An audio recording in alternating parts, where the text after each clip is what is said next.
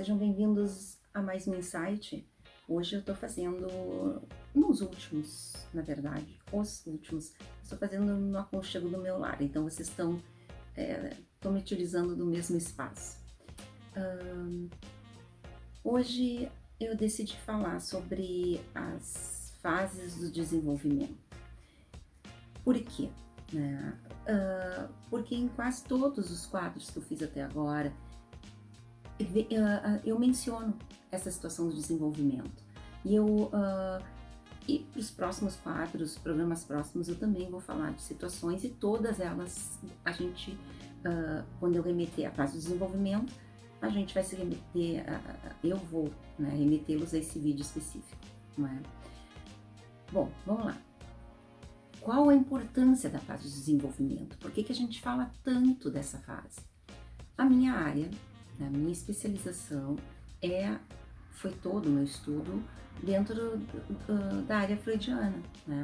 Muitas faculdades se utilizam também da área do Freud, mas acabam indo para alguns outros autores, né, que têm algumas visões um pouco diferenciadas, divergem um pouco da maneira como Freud analisa e estruturou a nossa situação de personalidade, até a gente se desenvolver nisso. E essa situação de personalidade, esse desenvolver de personalidade passa necessariamente pelas fases do desenvolvimento. Então, vou dar uma pinceladinha, tá?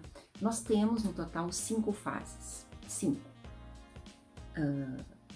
fases de desenvolvimento, com idades específicas, tá? As principais seriam a oral, a anal e a fálica. A oral, a gente tem ali do 0 até mais ou menos 1, 2 anos. A anal, dos 2 até os 4 anos, mais ou menos. E a fálica, dos 4 até os 6 anos. Tá? Depois disso, a gente tem a fase de latência, né, que é a pré-púbere, e posteriormente a gente tem a genital. Eu não vou meter muito as questões da fase genital e da púbere, eu vou dar uma pincelada posteriormente. O que interessa para nós são essas 3 fases.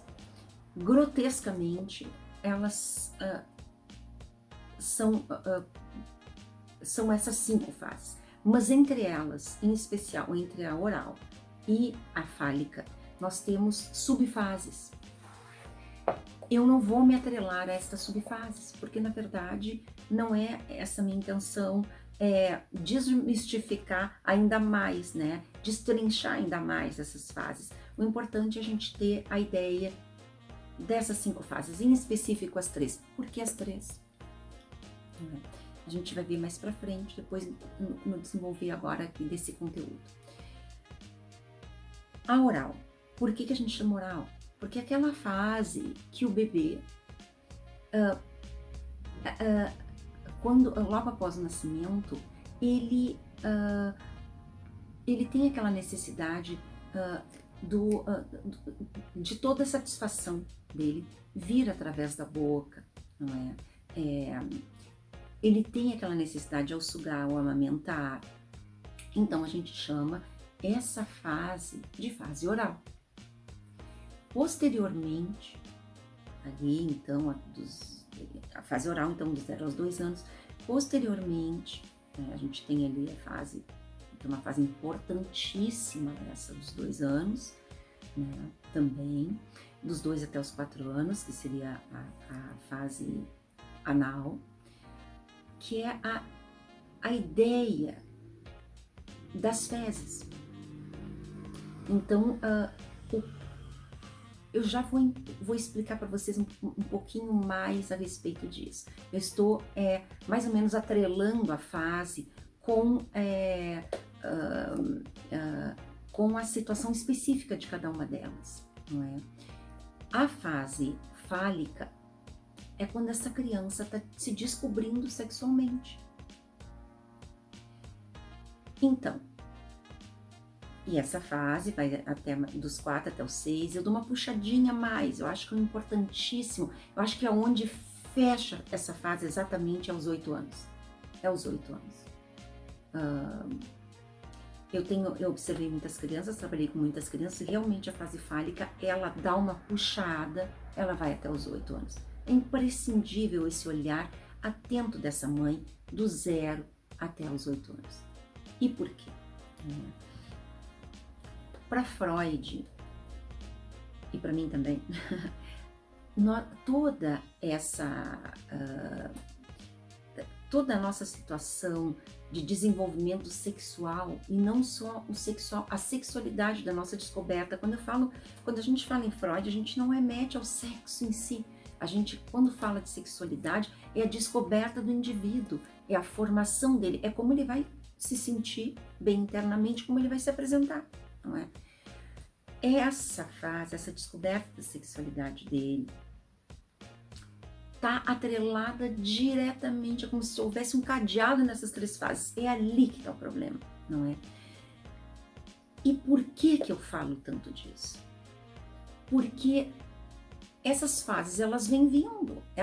Se você não resolveu bem uma fase, não adianta empurrar para baixo do tapete, a outra vai atropelar. Então, essa atenção às fases é importantíssimo. Eu chamo essa atenção toda hora, eu chego até a me alterar um pouquinho, porque é gravíssimo. Se os pais, se a gente soubesse o que está implicando nessas 3 fases, a gente daria uma atenção tão mais especial às crianças, né, aos bebês, a todo o desenvolvimento, até aqueles 8 anos. Claro que depois a criança e adolescente, óbvio, vão precisar uma atenção especial, mas tu pode relaxar um pouco mais. Relaxar em que sentido? Tu pode não estar com aquela atenção total em cima, porque tu já sabe que tu fez uma construção compactada, compartimentada. Essa criança, do 0 aos 8 anos, ela vai estar completa se tu tiver essa atenção especial ali. Vamos lá. Por que eu falo isso? Porque essa fase, por exemplo, a oral, um adulto que não é bem resolvido nessa fase oral, ele vai ser um adito, muito provavelmente. O que nós chamamos de aditos? Quando a gente descobre no consultório que essa pessoa faz uso de drogas, ou quando essa pessoa nos traz alguma situação de alcoolismo, ou qualquer coisa injetável, que ela cheire, qualquer coisa que ela precise daquilo para colocar para dentro dela, digamos assim, ela vai injetar aquilo nela, não é? Não importando o formato. Qualquer coisa, quando a gente fala de aditos, quando a gente fala de drogas, a gente está falando diretamente à fase oral. Tá, mas e aí? Qual a relação? A relação é que na fase oral não houve uma atenção, em especial ao quê? Ao choro. O choro do bebê, ele tem que ser imediatamente identificado, e é por isso que eu trago a situação da mãe. Viemos aqui a situação da mãe. Muito pouco, claro que quando eu falo da mãe, e eu não quero entrar nesse aspecto agora, eu falo de quem está desempenhando esse papel. Hoje em dia, a gente mais do que atrelar a figura da mãe, a gente atrela isso à figura do cuidador. O cuidador é aquele que faz esse papel de mãe.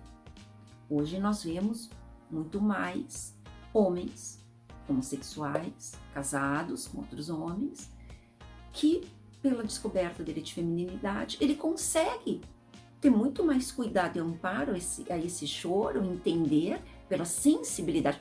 Essa é a palavra, a sensibilidade, de poder você entender aquele choro. Inclusive, esse choro a gente sabe que pode psicotizar uma criança. Por quê? Porque essa criança ficar molhada, ela vai gerar um desconforto. Por exemplo, se ela fez um xixi. Se ela defecou nas fraldas, ela chorou. Ela não foi atendida. O choro da cólica tem que ser atendido, da cólica do bebê.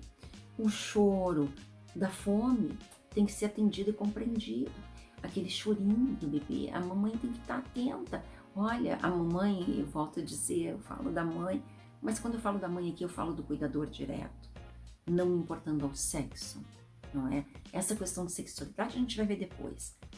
Eu tô chamando aqui, clamando, né, o ouvido da gente para essa situação da sensibilidade em relação ao bebê, aquela fase oral. E ela é gravíssima, essa fase oral. Por quê? Porque se esse bebê não for atendido, eu vou falar num outro programa, ele vai criar uma situação grave, inclusive podendo psicotizar. Por quê? Porque nessa fase oral, essa criança não tem o poder da palavra. Ela não tem um entendimento, ela está descobrindo o mundo, ela recém chegou. Então, assim, ela não sabe nomear. Olha, sabe como faria uma criança de 2 anos. Olha, eu quero a Coca-Cola. Olha, eu quero um leitinho. Olha, tô com fome, mãe, sabe? Ela não tem esse poder dessa palavra, ela não sabe nomear. É um bebê, estamos lidando com um bebê, com uma formação, uma coisinha pequenininha que chegou, né, nos presenteou. E esse choro é fundamental, que essa mãe esteja atenta a esse choro. Não é à toa que as empresas dão esse prazo maternidade, que ainda é pouco, né? Deveria sim se estender no mínimo a 1 ano, porque essa mãe tem que estar atenta a esse choro. Por quê? Porque para Freud e para nós, o desenvolver de toda a pessoa, relacionado inclusive à sexualidade, relacionado à identificação dela, como ela vai se identificar posteriormente, tanto com valores, características dela, situações de personalidade, como também a sexualidade. Aí sim, entraria. Tudo isso vai depender, em especial, dessa fase. Quanto mais remota a fase, quanto mais tenra a fase, que seria então no caso que eu estou remetendo aqui a questão da oralidade, mais atenção ela precisa, Então, essa criança não tendo o poder de verbalizar, não tendo o poder de nomear, não tendo o poder do entendimento que ela está descobrindo. E quem é que está fazendo essa descoberta para ela? É a mãe, é o cuidador, ele que está mostrando para essa criança, ele está suprindo essa criança como se fosse uma simbiose dessa. Inclusive a gente usa esse termo, não é? Além de usar essa situação simbiótica, que a gente fala dos gêmeos simbióticos, não é? Que nascem juntos, existe um valor muito grande dessa palavra simbiose para nós, porque ela traz a mãe para uma situação literal de um mesmo indivíduo. Esse bebê ainda não reconhece essa mãe como sendo um indivíduo externo.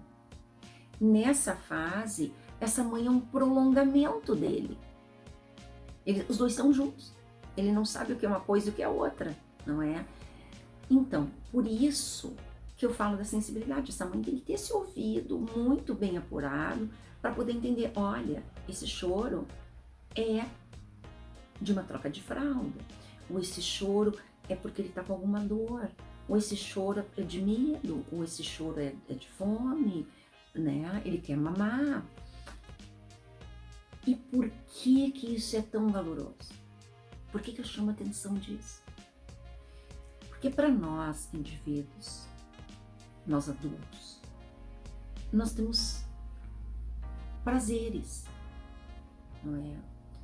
Você consegue sublimar uma perda com amigos, você consegue sublimar alguma situação tua de estresse com um relacionamento, um namorado, ou tem pessoas que conseguem sublimar isso com compras, outras com alimentos, é variável, não é? Outras com algum hobby. Claro que daí a gente está falando aqui em aspectos saudáveis e não saudáveis, mas não é isso aqui que eu estou chamando a atenção. Eu estou dizendo só, a gente consegue de alguma maneira sublimar isso. A gente leva isso para algum objeto, para algum outro objeto. Nós, adultos. Os adolescentes estão descobrindo isso. Primeiro beijo, aquelas coisas, ser pertencente de alguma turma. Então tem como sublimar isso. Ah, eu quero um tênis novo, fico imaginando. Tem como sublimar isso, não é? Um esporte, ou enfim, pertencer a um grupo, gosta de um programa de TV, não sei, né? As situações são variadas, depende de cada um vai se sentir bem como achar melhor. Mas existe como sublimar. Um bebê não tem como sublimar isso. E a situação dele é de libido. Também é uma situação em caráter sexual, num nível muito claro. A gente não está dizendo que ele está tendo fantasias sexuais, não é isso. Eu estou dizendo só que ele tem que sublimar de alguma maneira. Entende? Como nós adultos, os adolescentes têm necessidades, as crianças conseguem verbalizar, esse bebê também tem. E isso passa pelo cuidado das fraldas, aquele chorinho dele, ele quer essa atenção, esse é o sublimar dele. Eu não sei se vocês estão entendendo essa linkagem que eu estou fazendo. Eu estou trazendo uma formação de sexualidade depois, de identificação posterior, ligada à libido, que está ligada também à nossa satisfação, de como a gente consegue sublimar, ao choro desse bebê. Ele ali está pedindo essa sublimação. A mãe que vai sublimar isso. A mãe, esse objeto. A mãe, esse objeto que vai dar o bico para ele quando ele precisa. A mãe, esse objeto que vai aliviar essa tensão que ele tem. Ele está se sentindo desconfortável. E ele não está sabendo nomear. Uma criança de 2 anos vai dizer: mamãe, estou molhada. Vai chorar. Né? Um bebê não tem como dizer isso, porque ele sequer sabe o que está acontecendo com ele. Ele só sente o desconforto. Quem vai apresentar esse mundo para ele é esta mãe. Então, nós adultos, e por que isso vai desencadear um problema? Porque a gente está falando em se frustrar. Essa criança, quando nós adultos, eu trago para nós aqui, para a gente poder entender um pouquinho mais. Quando nós adultos estamos num estresse violento, tem que ter uma válvula de escape. Acabei de dizer aqui, hobby, namoro, sexo, não sei, bebida, não sei. Não estou entrando nos aspectos saudáveis ou não. Só estou mostrando as válvulas de escape, tá? Que a gente consegue aliviar a nossa tensão. Esse bebê também. Para ele, o alívio da tensão naquele mundinho dele é mamar, ter a fraldinha seca e trocada, ter o choro dele atendido e não sentir dor. Quem é a pessoa que está ali perto? A mãe. Quem é que vai dar esse aconchego? Quem é que vai dar essa tolerância para ele? Essa mãe. Entende? E por que agora a gente fala então dessa questão de aditos? Porque alguma coisa nessa fase oral não ficou resolvida e fez esta pessoa adulta ou adolescente começar a se drogar. Ela volta à fase oral, de alguma maneira ela vai voltar. Porque não foi bem administrada essa fase oral.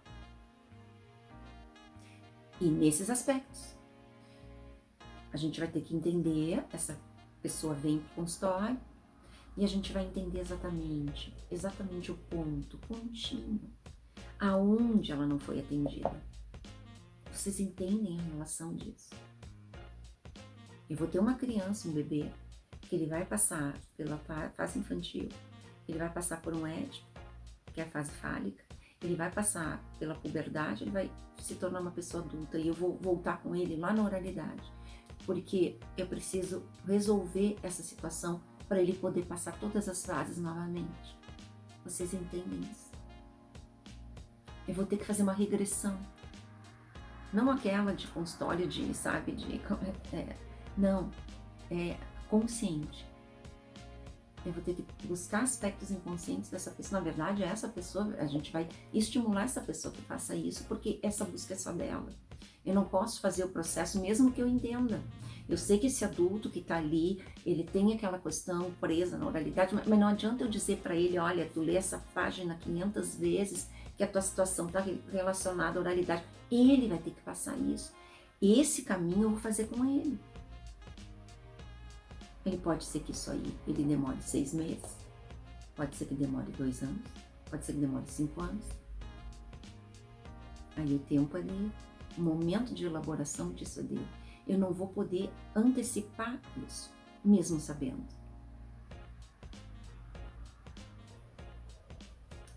Vamos à segunda fase. A gente daí vai falar da fase anal. A fase anal é muito simples da gente descobrir se a criança está numa fase anal ou não. É simplíssimo para pai e mãe que estão me assistindo. O que a criança gosta de fazer? Logo ali dos 2 anos até os 4, 5 anos. Ir para uma pracinha, não é? E é para onde é que ela vai na pracinha? Para areia, não é? Ela adora brincar com areia, massinha de modelar.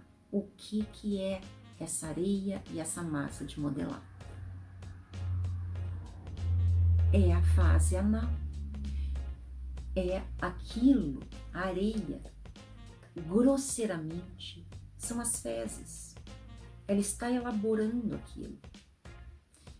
E como a gente consegue, então, fazer essa fase ficar saudável?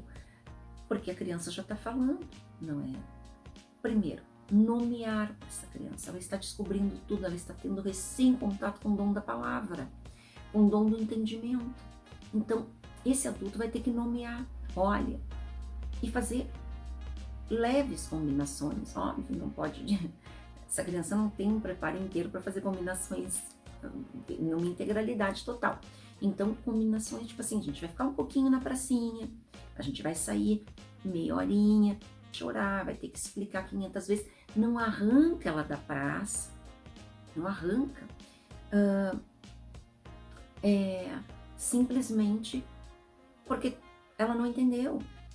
Não, porque é o meu horário, eu tenho que ir embora, eu combinei com ela. Sim, mas fala, explica, pega no colo, dá um beijo. Olha, tá acabando a hora, tu vai chorar, vou te dar uma mamadeirinha, entende? Existem formas de tu fazer essa fase não ficar uma fase temerosa, dessa fase ser uma fase tranquila. De novo, voltamos àquela palavrinha que eu falei no início, a sensibilidade. Ao ouvido, ao entendimento do choro. Claro que hoje em dia a mãe tem hora, tem trabalho, tem que atender isso, tem que atender aquilo, mas pode pegar no colo. Quando eu falo de mãe, eu vou me referir de novo a quem está desempenhando esse papel de cuidador, a essa pessoa próxima, essa pessoa que tem esse ouvido e essa sensibilidade, esse toque, esse carinho. É a essa pessoa que eu estou falando. E por que essa fase é importante? Há teorias que nos trazem uma situação de homossexualidade presa nessa fase. Haveria, sim, a homossexualidade do homem ou da mulher, não importa, presa, ela é diretamente presa a esta fase. Não bem estruturada da fase anal. Vocês entendem? De novo, nós temos o adulto, que eu vou ter que remeter ele lá atrás. Para curar a homossexualidade, não existe cura para homossexualidade, até porque a homossexualidade, tem um programa sobre isso, não é doença. Não é doença. Não é. Mas, para nós, todos nós, para eu ser como eu sou hoje, eu tive um caminho, eu me dou como exemplo. Para aquela pessoa ser estruturalmente como ela teve a trajetória dela. Para essa pessoa também ser homossexual, ela teve a trajetória dela. Isso desmerece? Não. Claro que não. Até porque esse homossexual só vai vir para o consultório e a minha experiência que eu tenho, a grande maioria dos homossexuais que vem para consultório não é para resolver problemas da fase oral, fase, sei lá, da fase anal deles, não é. Eles vêm para consultório por situações externas, porque eles já têm muito bem definido essa situação da sexualidade, da identificação. Porque vejam bem, a fase anal, ela está um ponto anterior à fase fálica. E é ali que vai se dar a identificação. Então, se houve já alguma falha na parte anal, nós batemos, essa criança vai bater na fase da latência, da fase, a latência posterior, vai bater na fase da fálica com essa pendência. E a fase fálica, conforme for, vai potencializar ou sublimar isso.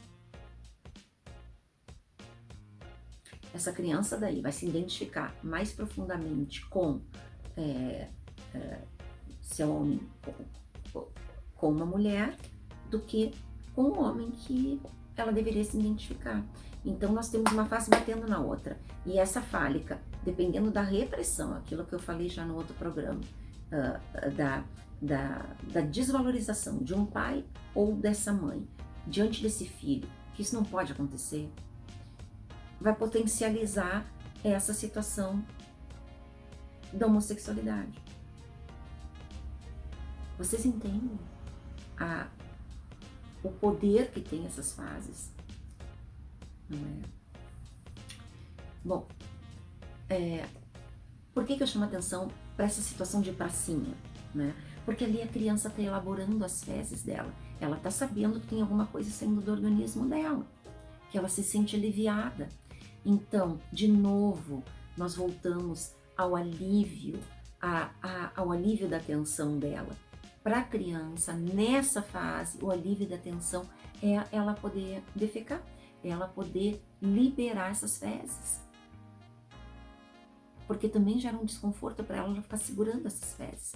Então também a gente tem que cuidar muito, as mães repressoras, segura o cocô, não faz na fralda, ou não faz aqui, não faz lá, porque tu tá sem fralda, não sei o que. Tem que ter um cuidado, tem que ser...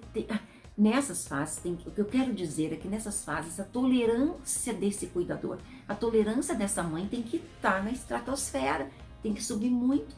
Por quê? Porque isso vai gerar uma repressão nessa criança. Se essa mãe não tiver essa tolerância, vocês entendem? Se eu estivesse agora numa palestra, eu ia perguntar perguntas. Eu faço isso. Mas assim, vocês estão entendendo? A gente está... eu estou tentando trazer o adulto para essa fase. Então, assim, o que seria um exemplo do adulto preso a essa fase? O homossexual. Tá? Nós teríamos, então, essa questão. Assim como para a fase oral seriam os adidos, para a fase anal seria um homossexual, por exemplo. Né? Essa situação de pracinha é lúdica. A gente acha que é boba, mas é tão importante. Eu levei meu filho de coração, levei ele para a pracinha, eu levava todo dia quase, né? Porque isso é importante. E por que praça? Por que eu não vou para um parque fechado, num shopping? Por causa da areia, do ar livre, aquela coisa que essa criança tem que ter contato, pé na areia, pé no chão, pé na grama, porque eles estão descobrindo isso.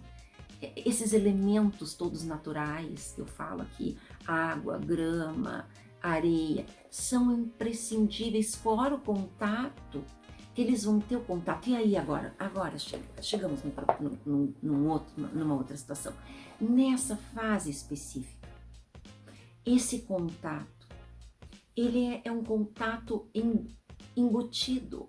Quem nunca viu criança num parquinho que quer brincar sozinho? Eles sabem que eles estão todos ali, mas eles são retraídos. Eles querem ficar, não, eu quero ficar meio sozinho assim, sabe? Óbvio, ele não fala, ele só fica uma coisa meio antissocial, sabe? O que para os pais gera uma frustração. Mas para aí, meu filho tem que estar interagindo, tem que falar com o filho esse, tem que emprestar as coisas para ele. Então, é justamente aí que eu quero entrar. Eu tive uma situação, casualmente com meu filho, esse de coração, e ele tava brincando, né, na areia. E ele quis uma pecinha, um brinquedinho, enfim, de um amiguinho. Esse amiguinho não queria emprestar. Ele insistiu de novo, não é? Aí, até que ele pegou o brinquedo. O amiguinho veio para bater nele. Esse pai pegou e bateu no menino. Olha a loucura. E eu tive que entrar e explicar para esse pai, para a criança, né, que aquele brinquedo ela ainda não estava apta para poder emprestar, e para esse pai respeitar essa criança e não bater. Vocês entendem a gravidade do que aconteceu ali? É uma coisa boba o que eu estou trazendo. Mas por que esse pai não podia bater nessa criança? Porque ela ainda não desmembrou o brinquedo. O brinquedo é a representação da mãe. É uma extensão dela. Ela não pode emprestar aquilo que ainda é dela. Então, esse olhar atento, para poder entender o que é a importância desse brincar, esse olhar, esse entendimento. Essa criança está recém saindo ela recém está falando, está descobrindo, está colocando o objeto com um significado. Antes disso ela não tinha. Para uns pode ser mais cedo, que ele pode interagir mais, para outros pode ser depois. Quando eu falo da idade das fases, eu não digo assim, olha, completou 2 anos, acabou, começou ali outra. Não é assim. Não é uma coisa fórceps que a gente arranca, não. Isso é mais ou menos naquela fase. Mas dependendo do que vai acontecer com esse adulto posteriormente, eu vou saber em que fase ele vai estar. Mesmo que para uma criança aquela fase tenha sido aos 3, 4 anos. Sendo que comumente seria para outro dos 2 aos 3. Vocês entendem? Essas fases não são estanques, a gente dá uma idade aproximada. Mas não quer dizer que seja estanque, acabou os 2 anos, acabou, estão batendo, não. Eu dou uma ideia para vocês, né, de como é. Mas enfim, esse brincar tem que ser extremamente respeitado. Esse brincar diz muito para nós a respeito dessa criança. Entende? Bom, chegou uma determinada idade, que a gente mais ou menos prevê que seja até os 4 anos, essa criança vai entrar, sim, numa fase tão importante quanto as demais, que é a fase fálica. Ela vai descobrir o sexo, o seu sexo. Então, ela é aquelas crianças que já estão descobrindo, vão para a escola, olha, tem alguma coisa estranha no meu colega, porque eu não tenho isso, meu colega tem isso. Então, aquelas perguntas embaraçosas que começam a acontecer para os pais, né? Por que o meu colega tem, né? E eu não tenho? Ou por que eu não tenho e ele tem? Então, assim, e a gente vai ter que explicar, né? Olha, isso é o que te trouxe, porque tu é um menino, porque ela é uma menina, é uma colega, né? Claro, a gente vai ter que explicar na linguagem deles, nada de dar um exemplo muito grande a respeito de sexualidade, a criança não tem nem condições de ouvir isso, nem vai entender o que você vai dizer. Isso basta, vocês são diferentes, não é? E no momento que ela descobrir, não é o momento que eu quiser impor para explicar para ela, olha, sabe? Não, é o momento que ela descobrir, o momento que ela vier perguntar. Por que isso? Porque a gente, nessas fases, exceto na oral, que a gente tem que estar atento, porque ela não tem como pedir, mas na fase fálica, a gente tem que esperar essa criança trazer para nós o conteúdo, assim como na fase anterior, na fase anal. E onde é que, e qual é o problema da fase fálica?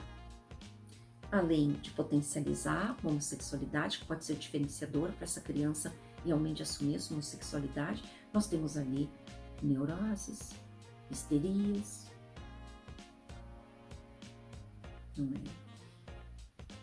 Histerias até em relação ao sexo. Quem nunca ouviu falar daquelas mulheres, assim, inclusive foi objeto de estudo do Freud, né? Mulheres que ficavam histéricas, relacionadas aí sim ao sexo em si, não é? Ao ato sexual.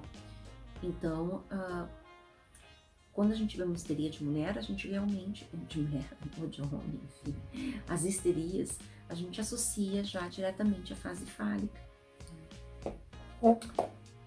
Vamos tentar entender o que acontece nessa fase fálica, além da descoberta da sexualidade dele, além da descoberta do conteúdo sexual dessa criança, não é? Por ela mesma. Nós temos uma parte importante que é quase no final da fase fálica, e por isso que eu digo, para alguns autores vai até os 6 anos, para mim, até os 8, tem que ter esse olhar atento, até os 8 anos. Eu colocaria os 8 anos do divisor de águas, né? Se há o desenvolvimento do complexo edípico ali, nós estamos batendo de frente com o Édipo na fase fálica. E como é importante? Porque vai ter a identificação com essa mãe ou com esse pai. Então, o que vai potencializar uma situação para homossexualidade? Que eu falo no programa, já está divulgado no meu canal, esse programa falando sobre homossexualidade. É justamente a identificação dessa criança. Essa criança vai se identificar com o pai ou com a mãe. No caso, se for menina, ela vai ter que se identificar com a mãe. Ela vai brigar pela atenção do pai. Essa é a palavra, brigar pela atenção, ela vai discutir com essa mãe, ela vai querer se maquiar, ela vai querer usar salto alto da mãe, que nunca, né, viu o seu filho ou a sua filha toda maquiada, que tu chega no quarto e tu tem um susto. Minha mãe falava muito a meu respeito disso. Tu coloca tudo que essa mãe tem. Por quê? Para chamar a atenção desse pai. Mas existem mães que eu já recebi em consultório e diziam, ela queria brigar comigo pelo lugar do meu marido. Inclusive ela veio e foi deitar na minha cama, do lado do meu marido. Querida, isso não é competição. Isso é saudável. Ela não está competindo contigo, é um simbolismo. Óbvio que essa filha não vai roubar esse pai, né? Vai ter uma ligação muito forte entre os dois. É lógico, a menina com o pai, tão importante quanto o menino com a mãe. Há essa ligação pela identificação. Ela está descobrindo a sexualidade dela. O olhar desse pai é importante para ela se tornar essa mãe. Vocês entendem? A mesma coisa com o menino. O menino vai se identificar com a mãe para competir com esse pai. Porque ele quer se identificar com esse pai. O ponto de chegada, o objetivo da fase do Édipo é a menina ser a mãe e o menino ser o pai. É isso. E como isso não vai acontecer, que eu bem acredito, não é? Eu bem exemplifico na questão ali no programa da homossexualidade. Como isso acontece para se tornar uma situação de homossexualidade? Para mim, para a psicologia também. Aliás, para a psicologia e depois para mim. Haveria força de regra, não haveria, há uma repressão em algum momento deste casal para a figura de um ou de outro, porque as duas partes são importantes. Por exemplo, para a menina, se um pai detona essa mãe na frente dessa menina, ela não vai querer ser essa mãe. ela vai querer ser esse pai. Então, ela vai procurar uma mulher que desenvolva o aspecto feminino, porque ela já desenvolveu o masculino. Vocês entenderam? É o caso da homossexualidade. Porque a homossexualidade em si não é só homossexualidade. Aí a gente vai ver, por exemplo, assim, quem está fazendo papel ativo, quem está fazendo papel passivo. Porque também são aspectos do desenvolvimento. Além disso, e mesma coisa em relação ao pai, mesmíssima coisa em relação ao menino. O menino, se há uma repressão dessa mãe muito forte diante do pai, ele vai querer ser homossexual? Ele não vai querer ser o pai. Não é? Então, porque essa representação da mãe destruiu o simbolismo para ele de ideal, que era esse pai ou essa mãe. Foi destruído na frente dele. Né? E também uma pincelada, tá? Só a título de curiosidade. Então a gente teria esse desenvolvimento de homossexualidade. Da homossexualidade, nós teríamos outros desdobramentos, tão importantes quanto, tão complexos quanto. Por exemplo, quanto mais... Uma coisa é a pessoa ser homossexual, outra coisa é a pessoa se vestir de homem ou de mulher, que seria um pontinho mais regressivo. E a outra coisa, bem mais importante, seria ela se travestir. Bom, aí houve uma regressão total. No sentido do desenvolvimento. Então, nós não pararíamos só na homossexualidade, nós teríamos ainda desdobramentos, não é? Com a figura travestida e com a figura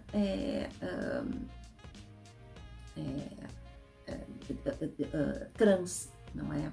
Então, teriam mais duas passadas, a grosso modo,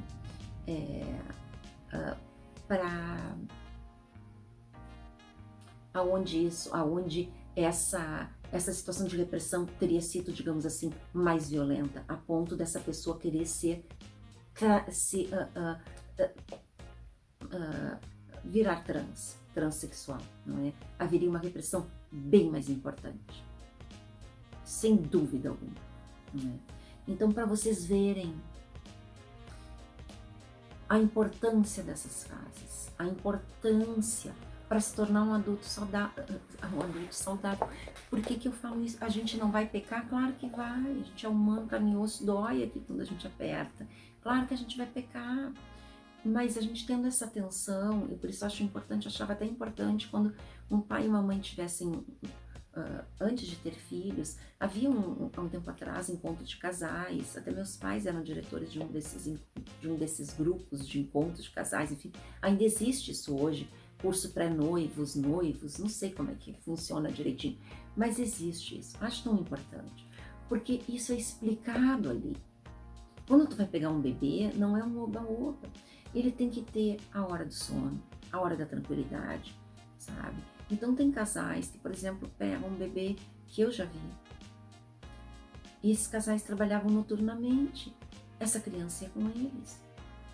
Tu tem que dar todo um suporte para esse bebê poder dormir num lugar desse, numa casa noturna, porque como essa criança vai se desenvolver? Ela precisa de tranquilidade, silêncio, ela não está entendendo o mundo ainda ao redor. Vocês entendem isso? Existem essas necessidades, a gente tem que estar atento quando vai ter um filho.